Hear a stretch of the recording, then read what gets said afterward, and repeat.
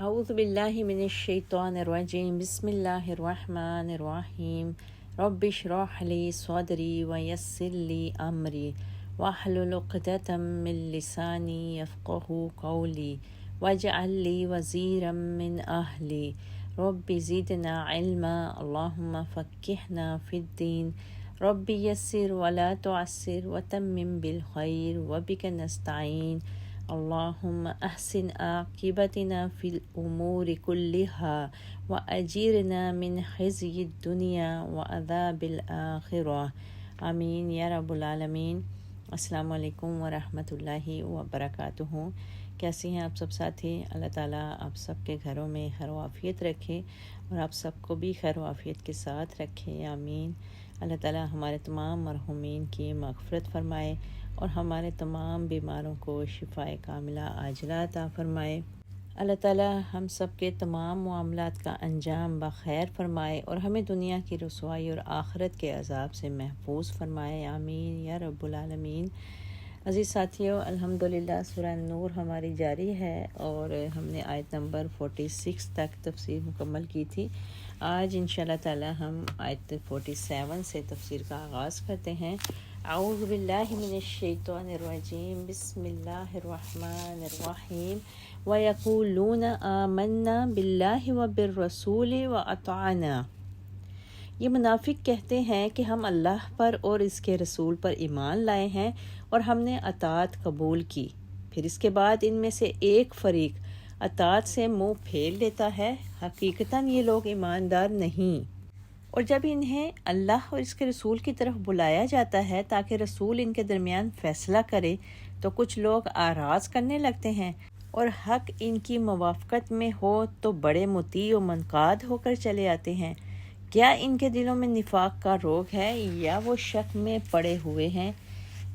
یا وہ اس بات سے ڈرتے ہیں کہ اللہ اور اس کا رسول ان کی حق تلفی کر جائیں گے، بلکہ حقیقت یہ ہے کہ وہ خود ہی ظالم ہیں۔ اب یہاں پر اللہ تعالیٰ نے پیچھے لیکچر میں جو ہم نے اللہ تعالیٰ کے احکامات پڑھے اور اللہ تعالیٰ کی قدرتی نشانیوں کے متعلق پڑھا، تو اب یہاں پر اللہ تعالیٰ نے منافقوں کے طور طریقے بتائے ہیں کہ یہ منافق لوگ اپنے عمل سے ہی اپنے قول کی خود ہی تردید کر دیتے ہیں۔ ان کے دعووں کے دو جز ہوتے تھے، ایک اللہ اور اس کے رسول پر ایمان لانا، دوسرے اطاعت کرنا۔ اب چونکہ انہوں نے منہ پھیر کر اطاعت سے انکار کر دیا، لہٰذا تو یہ اپنے دعوے کے پہلے جز یعنی ایمان لانے کے سلسلے میں تو جھوٹے ثابت ہو گئے۔ اگر سچے دل سے ایمان لائے ہوتے تو کبھی بھی یہ لوگ اطاعت سے منہ نہ پھیرتے۔ اس سے معلوم ہوا کہ جس شخص کا بھی عمل اور اس کے قول یا زبانی دعوے کے خلاف ہو، یعنی جس کا عمل اس کے قول اور زبانی کلامی جو وہ دعویٰ کرتا ہے اس کے خلاف چلا جائے اس کا عمل، حقیقتاً وہ پھر اپنے دعویٰ میں جھوٹا ہوتا ہے۔ اس آیت سے ہمیں اور بھی کئی باتیں معلوم ہوئی۔ ایک تو یہ کہ اللہ کے رسول کی طرف بلانا دراصل اللہ کی طرف بلانا ہے، اور رسول کی دعوت حقیقت میں اللہ کی دعوت ہے، اور دوسرے یہ کہ رسول کا فیصلہ حقیقتاً اللہ ہی کا فیصلہ ہوتا ہے، اور تیسرے یہ بات کہ جو شخص رسول کی طرف جانے یا اس سے فیصلہ کروانے یا اس کا فیصلہ تسلیم کرنے سے اعراض کرے یعنی نہ مانے، منہ موڑے، وہ مومن نہیں بلکہ منافق ہوتا ہے۔ واضح رہے کہ اس آیت کا حکم آپ صلی اللہ علیہ وسلم کی زندگی تک ہی محدود نہیں ہے، بلکہ آپ کے بعد کوئی بھی اسلامی حکومت جس میں عدالتیں کتاب اللہ اور سنت رسول کے مطابق فیصلے کرتی ہوں، اور ایسی عدالت کی طرف سے اگر کسی شخص کو بلاوا آئے تو اللہ اور اس کے رسول کی طرف سے ہی بلاوا سمجھا جائے گا، اور اس سے اعراض کرنے والا مومن نہیں بلکہ منافق ہوگا۔ اس کے علاوہ ہمارے اختلافی مسائل میں بھی اللہ کی کتاب اور اس کے رسول کی سنت حکم کی حیثیت رکھتی ہے، اور کتاب و سنت میں ہمارے اکثر اختلافی مسائل کا حل بھی موجود ہے۔ اگر کوئی شخص کتاب و سنت کی طرف جانے یا اس کا فیصلہ ماننے سے اعراض کرے تو وہ بھی حقیقتاً مومن نہیں بلکہ منافق ہے۔ پھر کہا گیا کہ اگر یہ دیکھیں کہ حق ان کی موافقت میں چلا جاتا ہے یعنی ان کے فائدے میں جا رہا ہے تو یہ اس کا ساتھ دے دیتے ہیں، حق کے پیچھے چلنے لگتے ہیں، اور اگر دیکھتے ہیں کہ حق کے پیچھے چلنے سے ان کا اپنا کوئی نقصان ہو رہا ہے تو پھر یہ وہاں سے منہ موڑ جاتے ہیں۔ تو ایسے لوگوں کو پھر اللہ تعالیٰ نے کہا کہ ان کے دلوں میں نفاق کا روگ لگا ہوا ہے۔ یعنی شریعت کی مفید مطلب باتیں تو یہ خوشی سے قبول کر لیتے ہیں، مگر جو باتیں ان کی خواہشات یا مفاد کے خلاف جاتی ہوں ان سے یہ منہ موڑ لیتے ہیں، تو پھر یہ واقعی میں حقیقتاً اپنے دعوے میں جھوٹے ثابت ہوتے ہیں، تو پھر وہ دراصل اپنی خواہشات کے پیروکار ہوتے ہیں، شریعت کا ان سے کوئی تعلق واسطہ نہیں رہ جاتا۔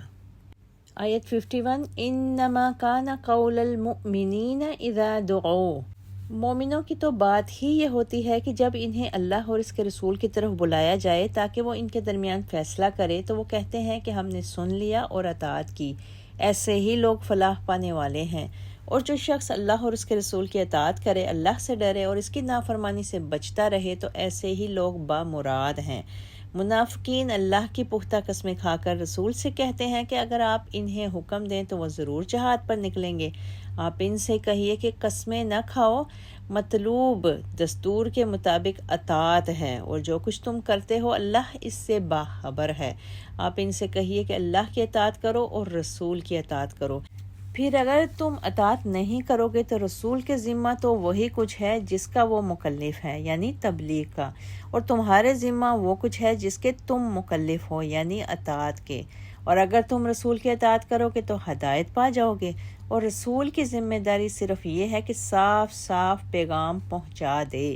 تم میں سے جو مومن ہیں اور نیک کام کرتے ہیں ان سے اللہ نے وعدہ کر رکھا ہے کہ وہ انہیں زمین میں ایسے ہی خلافت عطا کرے گا جیسے تم سے پہلے لوگوں کو عطا کی تھی، اور ان کے اس دین کو مضبوط کرے گا جسے اس نے اب ان کے لیے پسند کیا ہے، اور ان کی حالت خوف کو امن میں تبدیل کر دے گا۔ پس وہ میری ہی عبادت کریں گے اور میرے ساتھ کسی کو شریک نہ بنائیں گے، اور جو اس کے بعد کفر کرے تو ایسے ہی لوگ فاسق ہیں۔ نماز قائم کرو، زکوٰۃ ادا کرو اور رسول کی اطاعت کرو، اس طرح توقع ہے کہ تم پر رحم کیا جائے۔ آپ کافروں کے متعلق یہ خیال نہ کیجیے کہ وہ زمین میں اللہ کو عاجز کر دینے والے ہیں کہ وہ انہیں عذاب نہ کرے، ان کا ٹھکانہ آگ ہے اور وہ بہت برا ٹھکانہ ہے۔ اب پیچھے اللہ تعالیٰ نے منافقین کی صفات بتانے کے بعد اب یہاں پہ مومنین کی صفات بتائی ہیں، اور مومنین کی صفات بتانے کے بعد اللہ تعالیٰ نے واضح طور پر دو ٹوک الفاظ میں کہہ دیا کہ رسول اپنی ذمہ داری پوری کرنے کا پابند ہے، اور تم اپنی ذمہ داری کے، رسول کی ذمہ داری اتنی ہی ہے کہ وہ تمہیں اللہ کا پیغام پہنچا دے، اور وہ اس نے پوری کر دی، اور تمہارے ذمہ یہ بات ہے کہ تم اس کی بات سنو اور اس کی اطاعت کرو جس میں تم پس و پیش کر رہے ہو، اور نری قسمیں کھا کر ہی آئندہ کے لیے اطاعت کا یقین دلانا چاہ رہے ہو، لیکن یاد رکھو کہ اگر اس کے احکام کی تعمیل کرو گے تو اسی میں تمہارا بھلا ہے، دنیا میں بھی عزت و آرام سے رہو گے اور آخرت میں بھی کامیاب رہو گے، اور اگر ایسا نہ کرو گے تو اس میں رسول کا کچھ نقصان نہیں، نہ ہی اللہ تعالیٰ کا اس میں کچھ نقصان ہے، تمہاری خباثتوں کا خمیازہ تمہیں ہی بھگتنا پڑے گا۔ یعنی واضح اور سیدھے اور صاف صاف الفاظ میں اللہ تعالیٰ نے فرما دیا کہ انسان کو اللہ کی ضرورت ہے، اللہ اس سے بے نیاز ہے کہ وہ جو مرضی کے چاہے کرتا پھرے۔ اللہ تعالیٰ نے ہدایت کے اور گمراہی کے سارے راستے اس کے سامنے رکھ دیے ہیں، یہ اب انسان کے اختیار میں ہے کہ وہ رسول اللہ صلی اللہ علیہ وسلم کی اطاعت کرتے ہوئے سیدھے راستے کی طرف چلتا ہے یا گمراہی کے راستے کو اپناتا ہے۔ اور پھر آیتوں کے آخر میں اللہ تعالیٰ نے کہا کہ اگر تم لوگ چاہتے ہو کہ اللہ تم پر رحم فرمائے اور اس کی رحمتیں تم پر نازل ہوں تو اس کی صورت صرف یہی ہے کہ سچے دل سے اللہ کے رسول کی اطاعت کرو اور نماز اور زکوٰۃ کی ادائیگی کا بھرپور اہتمام کرو، پھر اللہ تعالیٰ تمہیں بھی مضبوط کرے گا اور تمہیں حالت جنگ یا حالت خوف سے بھی نکال دے گا، اور پہلے لوگوں کی طرح تمہیں خلافت بھی عطا فرمائے گا اور تمہارے حالات بھی بہتر کر دے گا، اور جنتیں اللہ کی تمہاری منتظر ہوں گی۔ آیت 58 یا ایھا الذین آمنو، اے ایمان والو، تمہارے غلاموں اور ان لڑکوں پر جو ابھی حد بلوغ کو نہ پہنچے ہوں لازم ہے کہ وہ دن میں 3 بار اجازت لے کر گھروں میں داخل ہوا کریں، نماز فجر سے پہلے اور ظہر کے وقت جب تم کپڑے اتارتے ہو، اور عشاء کی نماز کے بعد، یہ 3 اوقات تمہارے لیے پردہ کے ہیں۔ ان اوقات کے علاوہ دوسرے وقتوں میں ان کے بلا اجازت آنے جانے سے نہ ان پر کچھ گناہ ہے اور نہ تم پر، تمہیں ایک دوسرے کے پاس بار بار آنا ہی پڑتا ہے۔ اسی طرح اللہ تعالیٰ تمہارے لیے اپنے ارشادات کی وضاحت کرتا ہے اور وہ سب کچھ جاننے والا اور حکمت والا ہے۔ اور جب لڑکے سن بلوغت کو پہنچ جائیں تو وہ بھی اسی طرح اذن لیا کریں جیسا کہ ان سے پہلے ان کے بڑے اجازت لیتے رہتے ہیں۔ اللہ تعالیٰ اسی طرح تمہارے لیے اپنے احکام کھول کر بیان کرتا ہے، اور اللہ سب کچھ جاننے والا حکمت والا ہے۔ اب یہاں پر ان آیات سے پھر وہی معاشرتی احکام شروع ہو رہے ہیں جو اس سورہ نور کا اصل موضوع ہیں، اور اس آیت میں بالخصوص گھر کی خلوت یعنی پرائیویسی کی اہمیت پر زور دیا گیا ہے، اور حکم یہ دیا جا رہا ہے کہ دن اور رات یعنی 24 گھنٹوں میں 3 اوقات ایسے ہیں جن میں تمہارے غلام، تمہارے کنیزیں اور تمہارے نابالغ بچے، ہاں وہ لڑکے ہوں یا لڑکیاں، سب کا داخلہ بلا اجازت ممنوع ہے۔ اور وہ اوقات ہیں طلوع فجر سے پہلے یعنی سحری کا وقت، دوسرا ظہر کے وقت یعنی نماز ظہر سے پہلے یا بعد جب تم آرام کرنے کے لیے اپنے کپڑے اتارتے ہو، اور تیسرے جب عشاء کی نماز کے بعد تمہارے سونے کا وقت ہوتا ہے۔ یہ تینوں اوقات ایسے ہیں کہ جن میں اکثر میاں بیوی کی ہم بستری کا امکان ہوتا ہے، لہٰذا تمہارے کسی بھی نابالغ بچے یا تمہارے غلام کو بلا اجازت گھر میں داخل نہیں ہونا چاہیے۔ ان 3 اوقات کے علاوہ کسی بھی وقت تمہارے نوکر چاکر اور تمہارے نابالغ بچے تمہاری عورتوں کے ہاں یا تمہارے پرائیویٹ کمروں میں بلا اجازت آ جا سکتے ہیں۔ وجہ یہ ہے کہ گھر کے کام کاج کے سلسلے میں انہیں ہر وقت گھر سے باہر اور باہر سے گھر میں داخلے کی ضرورت پیش آتی رہتی ہے، اور ان پر ہر وقت اجازت کے ساتھ داخلہ کی پابندی ان کے لیے بھی اور تمہارے لیے بھی ایک مصیبت بن جائے گی۔ ہاں، اگر یہ لوگ ان خلوت کے اوقات میں بلا اجازت اندر آئیں تو یہ ان کی غلطی ہے، اور اگر ان اوقات کے علاوہ کسی دوسرے وقت تم کسی نامناسب حالت میں ہو اور وہ بلا اجازت اندر آ جائیں تو تمہیں ان کو ڈانٹ ڈپٹ کرنے کا کوئی حق نہیں، کیونکہ اس صورت میں غلطی تمہاری اپنی ہوگی کہ کام کاج کے اوقات میں تم نے اپنے آپ کو ایسی نامناسب حالت میں رکھا۔ یعنی ان آیات میں جو وضاحت پیش کی گئی ہے وہ یہ ہے کہ ان 3 اوقات میں ہمارے گھروں میں، ہمارے ذاتی کمروں میں ہمارے اپنے بچوں کو بھی بلا اجازت آنے کی اجازت نہیں ہے۔ آیت 60 والقواعد من النساء اللاتی، اور جو عورتیں جوانی سے گزری بیٹھی ہوں اور نکاح کی توقع نہ رکھتی ہوں، وہ اگر اپنی چادریں اتار کر ننگا سر کر لیا کریں تو ان پر کچھ گناہ نہیں، بشرطے کہ زیب و زینت کی نمائش کرنے والی نہ ہوں۔ تاہم اگر وہ چادر اتارنے سے پرہیز ہی کریں تو یہی بات ان کے حق میں بہتر ہے، اور اللہ سب کچھ سنتا جانتا ہے۔ اس بات میں نہ اندھے پر، نہ لنگڑے پر، نہ مریض اور نہ خود تمہارے لیے کوئی حرج ہے کہ تم اپنے گھروں سے کھانا کھاؤ، اپنے باپ دادا کے گھروں سے یا اپنی ماں اور نانی کے گھروں سے یا اپنے بھائیوں بہنوں چچاؤں پھوپھیوں ماموں یا خالاؤں کے گھروں سے کھاؤ، یا ان کے گھروں سے جن کے تم سرپرست ہو، یا اپنے دوست کے ہاتھ سے کھا لو۔ نہ ہی اس بات میں کوئی گناہ ہے کہ تم سب مل کر کھاؤ یا الگ الگ، البتہ جب تم گھروں میں داخل ہوا کرو تو اپنے گھر والوں کو سلام کہا کرو، یہ اللہ کی طرف سے مبارک اور پاکیزہ تحفہ ہے۔ اسی طرح اللہ تعالیٰ اپنی آیات تمہارے لیے کھول کر بیان کرتا ہے تاکہ تم سمجھ لو۔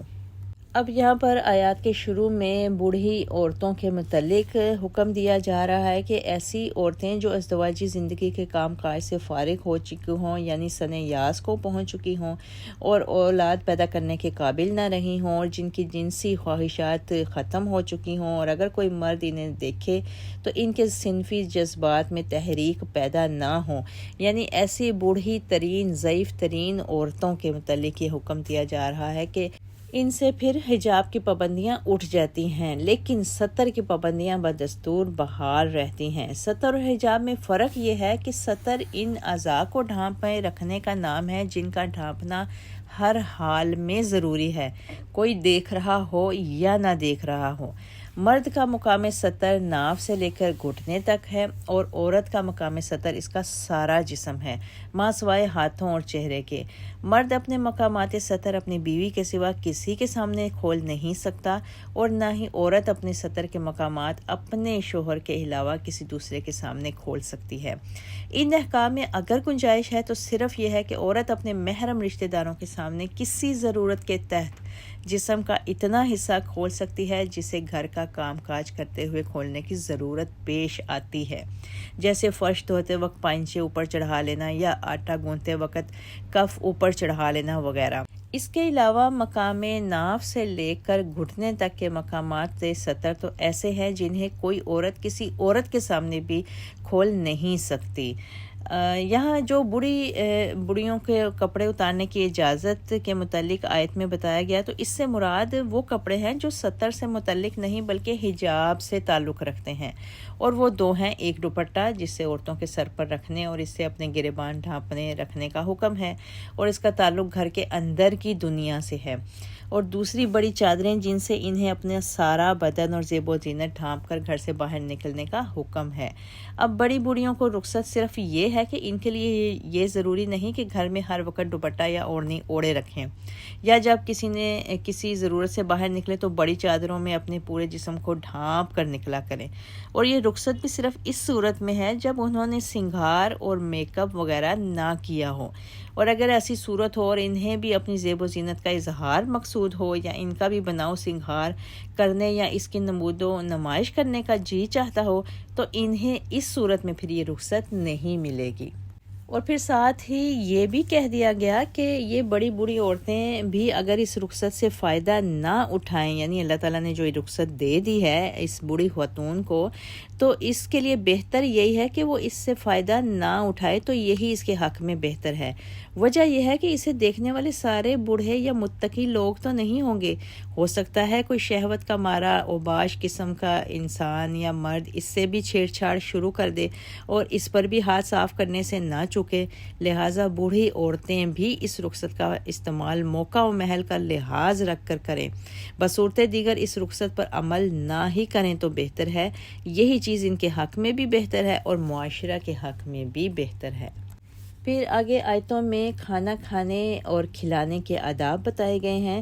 اور معاشرے کے مختلف قسم کے لوگوں کے ایک دوسرے کے ہاں کھانا کھانے کے آداب اور احکام بھی بتائے ہیں۔ آیات کا ابتدائی حصہ معذور لوگوں سے تعلق رکھتا ہے، یعنی لنگڑے اور مریض قسم کے لوگ۔ ان کے متعلق ارشاد ہوا کہ وہ چونکہ خود کما نہیں سکتے اس لیے وہ ہر گھر سے کھانا کھا سکتے ہیں، انہیں اس میں آر محسوس نہیں کرنی چاہیے، اور معاشرے کے لوگوں پر چونکہ ان کا حق ہے لہٰذا انہیں بھی چاہیے کہ انہیں کھانا کھلانے کے سلسلے میں فراخ دلی سے کام لیں۔ پھر آگے بتایا گیا کہ انسان کو اپنے گھر میں کھانا کھانے کے لیے کسی سے اجازت لینے کی ضرورت نہیں ہے، اسی طرح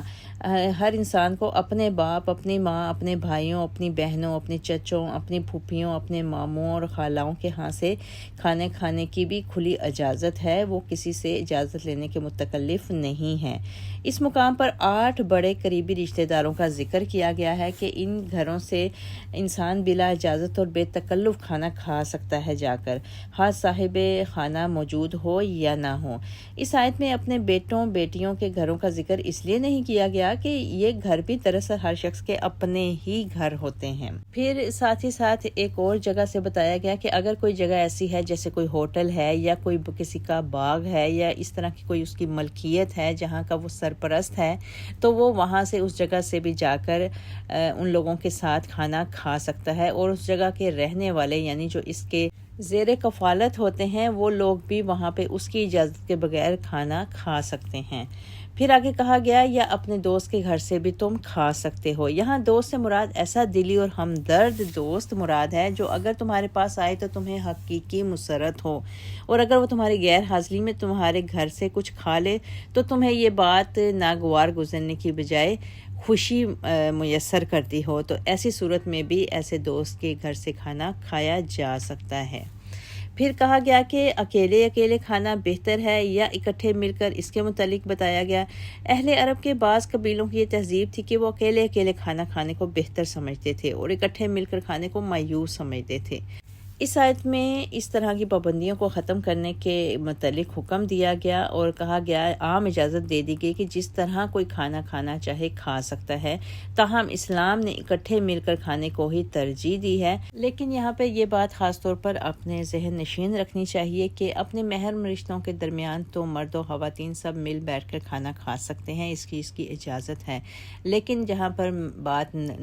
غیر محرموں کی ہو، نہ محرم موجود ہوں، وہاں پر مرد و خواتین کا اکٹھے مل بیٹھ کر کھانا بہتر نہیں ہے۔ سب کو الگ الگ، خواتین کو الگ اور مردوں کو الگ اپنی اپنی نشست کھانے کی رکھنی چاہیے۔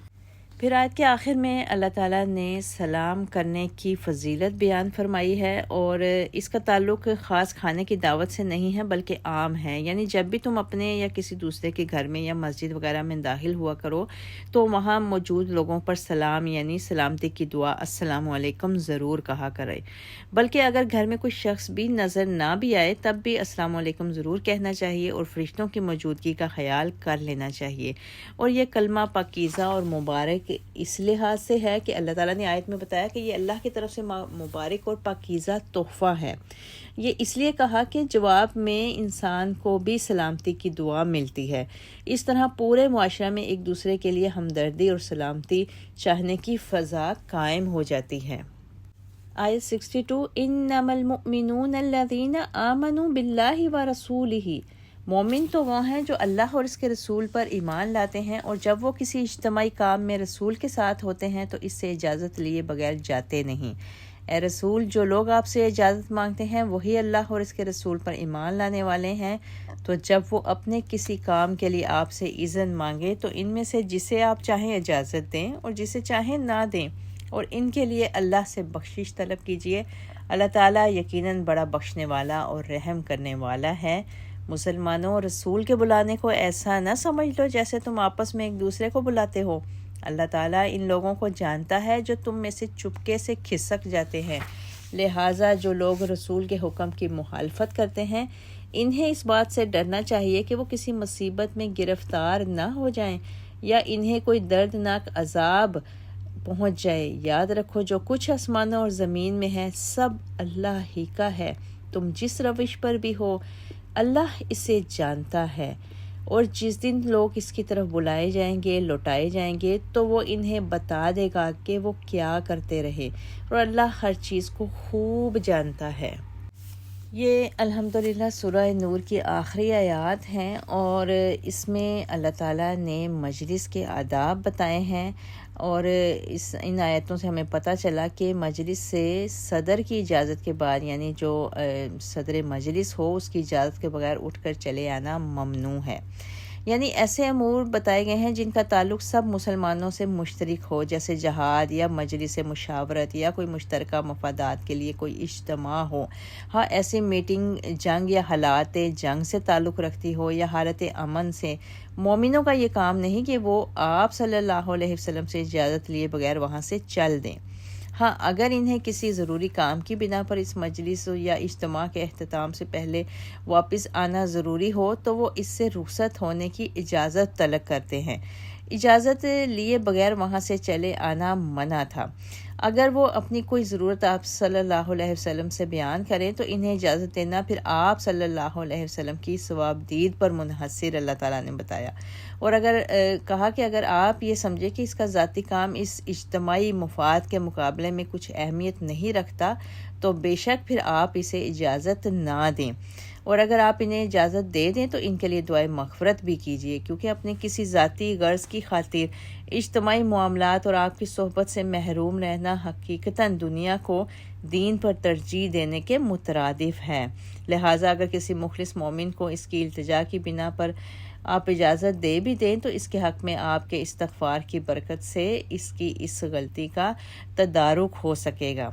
ضمناً اس آیت سے یہ بھی پتہ چلتا ہے کہ کسی واقعی ضرورت کے بغیر اپنے ایسے اجتماعی مفاد کی مجلس سے اجازت طلب کرنا قطعاً ناجائز ہے۔ علاوہ ازیں یہ حکم آپ صلی اللہ علیہ وسلم کی ذات یا آپ کی زندگی تک ہی محدود نہیں، بلکہ آپ کے بعد آپ کے خلفائے راشدین یا کسی بھی اسلامی حکومت کے ایسے مشترکہ مفاد کی مجلس سے بلا اجازت چلے آنا آداب مجلس کے بھی خلاف ہے، اور شرعاً بھی یہ جائز نہیں ہے۔ مجلس کو چھوڑ کر جانے کا جواز صرف اس صورت میں ہے کہ فی الحقیقت کوئی ضرورت لاحق ہو جائے جس کی بنا پر امیر مجلس سے رخصت ہونے کی اجازت حاصل کی جائے، اور اگر امیر مجلس اس کو اجازت دینے یا اس کے ذاتی کام کے مقابلہ میں اس کے شریک مجلس رہنے کو زیادہ اہم سمجھتا ہو اور وہ اجازت نہ دے تو کسی مومن مسلمان کو پھر اس سے کوئی شکایت نہیں کرنی چاہیے، کیونکہ بہرحال اجتماعی مفادات انفرادی مفادات سے پر ترجیح رکھتے ہیں۔ پھر ساتھ ہی ساتھ اللہ تعالیٰ نے رسول اللہ صلی اللہ علیہ وسلم کے ادب و احترام کے متعلق بتایا اور کہا کہ اے مسلمانوں، رسول کے بلانے کو ایسا نہ سمجھ لو جیسے تم آپس میں ایک دوسرے کو بلاتے ہو۔ اس جملے کے 3 مطلب ہو سکتے ہیں اور تینوں ہی درست معلوم ہوتے ہیں۔ ایک یہ کہ رسول کو ایسے نہ بلایا کرو جیسے تم ایک دوسرے کو بے تکلفی سے بلاتے رہتے ہو، بلکہ انہیں بلانا ہو تو ان کا پورا ادب و احترام ملحوظ رکھا جائے۔ دوسرا مطلب یہ ہے کہ اگر تمہیں رسول بلائیں تو ایسا نہ سمجھو جیسے کوئی عام آدمی بلا رہا ہے کہ جی چاہے تو جواب دے دو ورنہ جی نہ چاہے تو خاموش رہو، اور ان کے پاس حاضر ہو جاؤ اور دل نہ کرے تو نہ جاؤ ان کے پاس، بلکہ ان کے بلانے پر تم پر واجب ہو جاتا ہے کہ تم ان کے پاس حاضر ہو جاؤ اور ان کی بات سنو، پھر اس بات پر عمل بھی کرو۔ اور تیسرا مطلب یہ ہے کہ رسول اللہ صلی اللہ علیہ وسلم کی دعا کو یوں نہ سمجھو جیسے کسی عام آدمی کی دعا ہے، بلکہ تمہارے حق میں رسول اللہ صلی اللہ علیہ وسلم کی دعا تمہاری دنیا اور تمہاری آخرت سنوارنے کا موجب بن سکتی ہے۔ اسی طرح ان کی بد دعا تمہیں تباہ و برباد بھی کر سکتی ہے، لہٰذا ان کی اطاعت کر کے انہیں خوش رکھنے اور ان کی دعا لینے کی کوشش کیا کرو۔ پھر آگے کہا گیا کہ اللہ تعالیٰ ان لوگوں کو خوب جانتا ہے جو تم میں سے چپکے سے کھسک جاتے ہیں۔ دراصل بسا اوقات ایسا بھی ہوتا تھا دور نبوی میں کہ دن کے کسی بھی حصے میں کوئی ایسی وحی آ جاتی جس سے مسلمانوں کو فوری طور پر آگاہ کرنا ضروری ہوتا تھا۔ اس غرض سے پھر مسجد نبوی میں اذان دے کر مسلمانوں کو بلا لیا جاتا تھا۔ آپ صلی اللہ علیہ وسلم وحی سناتے، خطبہ ارشاد فرماتے اور حالات حاضرہ سے متعلق بعض دفعہ مشورے بھی مقصود ہوتے تھے اور بعض دفعہ اللہ کے احکام کی فوری نشر و اشاعت بھی۔ اسی سلسلے میں منافق جو تھے وہ بھی آپ صلی اللہ علیہ وسلم کے پاس حاضر ضرور ہو جاتے تھے، اور یہ بات نفاق کا شبہ دور کرنے کی خاطر ان کے لیے ضروری بھی ہوتی تھی کہ کوئی ہم پہ شبہ نہ کرے۔ حاضری لگوا لینے کے بعد وہ اس انتظار میں رہتے تھے کہ موقع ملے تو چپکے سے کھسک جائیں اور کسی نہ کسی طرح یہاں سے اب اپنی جان چھڑائیں۔ آیت کا یہ حصہ ایسے ہی لوگوں کے متعلق خطاب کیا گیا ہے کہ اللہ تعالیٰ خوب جانتا ہے کہ جو لوگ تمہارے موجودگی میں چپکے سے کھسک جانے کو زیادہ بہتر سمجھتے تھے۔ ایسے ہی لوگوں کے لیے پھر آخری آیت میں کہا گیا کہ ان کو اس بات سے ڈرنا چاہیے کہ کبھی پھر ان کی ان حرکات کی وجہ سے اللہ تعالیٰ ان پر کسی مصیبت کو نہ نازل کر دے یا ان کے لیے پھر دردناک عذاب نہ ان کے لیے تیار رکھے۔ ایسے لوگ رسول یا دوسرے مسلمانوں کی نظروں سے تو اوجھل رہ سکتے ہیں، مگر اللہ تعالیٰ تو ان کے اعمال و افعال کو تو ان کے دلوں کے خیالات تک سے بھی واقف ہے اور انہیں سزا دینے پر بھی قادر ہے، لہٰذا قیامت کے دن وہ سب کو اپنے حضور اکٹھا کر کے انہیں ان کے ان حرکتیں کو بھی بتا دے گا اور ان کی سزا بھی ان کو بتا دے گا۔ الحمدللہ عزیز ساتھیوں، یہاں پر ہماری سورہ نور کا اختتام ہوا اور الحمدللہ ہم نے بے شمار احکامات اس میں ایسے پڑھے جو کہ ہمیں پہلے سے معلوم نہیں تھے۔ اللہ تعالیٰ سے دعا ہے کہ اللہ تعالیٰ ہمیں اس سورہ کے تمام احکامات پر عمل کرنے والا بنائے اور ہمیں توفیق عطا فرمائے کہ ہم اپنے اور اپنے اہل و عیال پر ان احکامات کو لاگو بھی کریں اور ان کے مطابق عمل بھی کریں۔ آمین یا رب العالمین، وآخر الدعوانا ان الحمد للہ رب العالمین، سبحان ربک رب العزت عما یصفون، والسلام علی المرسلین، والحمد للہ رب العالمین، وما علینا الا البلاغ۔